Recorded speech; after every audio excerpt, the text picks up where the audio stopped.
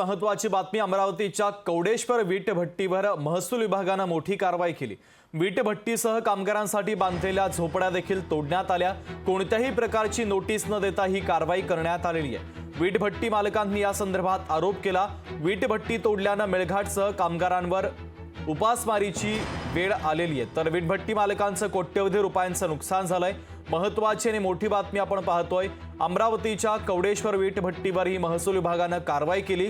वीट भट्टीसह कामगारांसाठी बांधण्यात आलेल्या झोपड्या देखील महसूल विभागाने तोडलेल्या आहेत। तर कोणत्याही प्रकारची नोटीस न देता ही कारवाई केल्याचा आरोप आता वीट भट्टी मालकांनी केलेला आहे। आज सकाळी अचानक 8:30 वाजता आम्हाला माहीत पडलं की इथं कारवाई होणार। आम्हाला कुठली पूर्वसूचना नव्हती, काही नव्हती आणि धडक कारवाई आली। त्यांचे JCB आले, 400-500 पोलीस आले, तहसीलदार साहेब आले, सगळे आले आणि सगळं तोडफोड केली। आम्ही तहसीलदारासोबत साहेबासोबत आधी भेटलेलो होतो। त्यांनी सांगितलं की हे वर्ष तुम्ही काढा।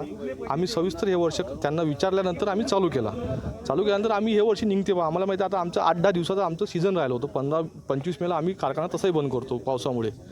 त्यानंतर आम्ही खाली करणारच होतो, पण अचानक कारवाई आली। याच्यात काय आहे आम्हाला काही समजत नाही आहे आणि गरीब माणसाचा नुकसान। माझ्या भट्टीवर, माझ्या एकाच्या भट्टीवर 50 ते 60 मजूर पोट भरत आहे आणि इथे 150 भट्ट्या असल्यानंतर 150 भट्ट्यांवर कमसे कम 50,000 मजूर या भट्टीविषयी पोट भरत आहे। तरी या शासनाने आमच्यावर असा गुन्हा केलेला आहे का त्या मजुरांना बेघर करून त्यांची म्हणजे जेवणाची पण आता सध्या व्यवस्था नाही आहे।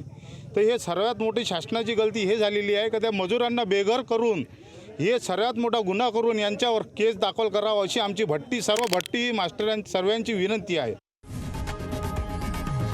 लोकशाही मराठी ऐका, पहा, जागरूक रहा।